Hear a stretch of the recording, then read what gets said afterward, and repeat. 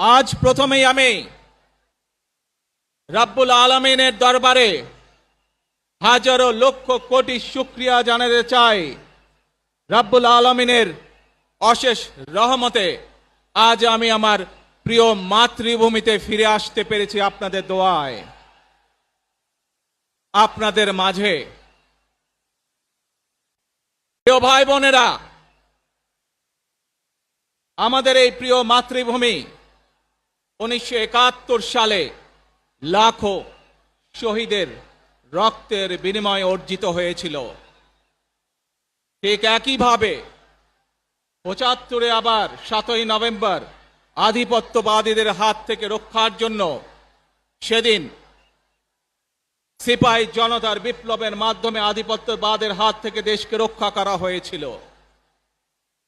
একইভাবে পরবর্তীতে 90-এ স্বৈরাচারের বিরুদ্ধে এদেশের জনগণ, এদেশের খেটে খাওয়া মানুষ তাদের গণতান্ত্রিক অধিকারকে ছিনিয়ে এনেছিল। কিন্তু তারপরেও ষড়যন্ত্রকারীদের ষড়যন্ত্র থেমে থাকেনি।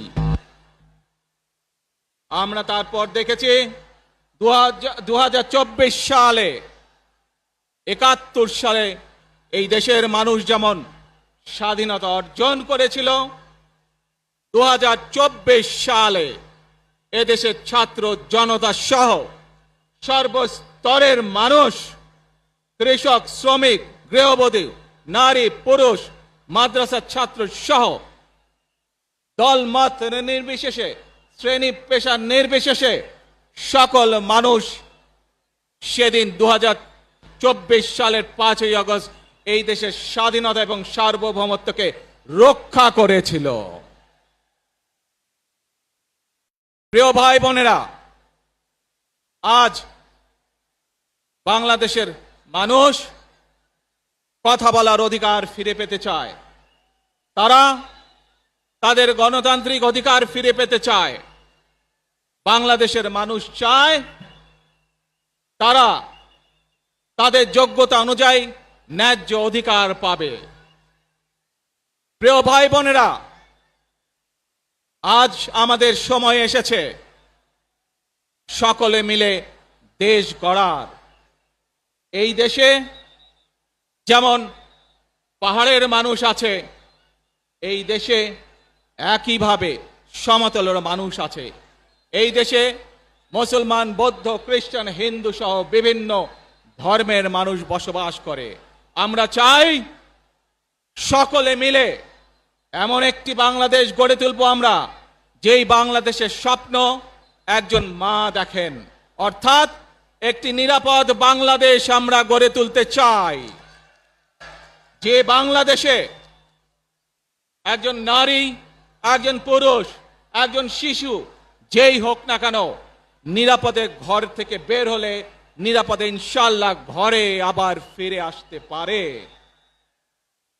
প্রিয় ভাই বোনেরা,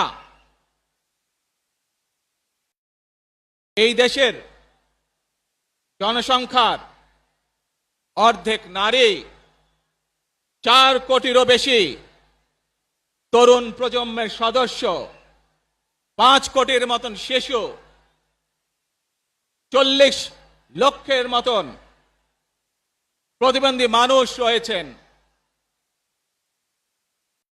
কয়েক কোটি কৃষক, শ্রমিক রয়েছেন।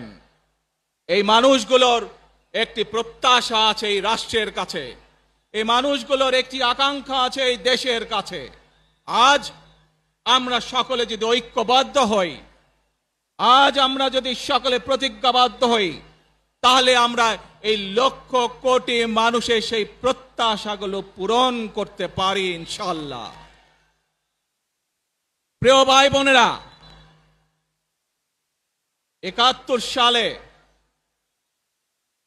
আমাদের শহীদরা নিজের জীবন উৎসর্গ করেছিলেন এই রকম একটি বাংলাদেশ গঠনের জন্য।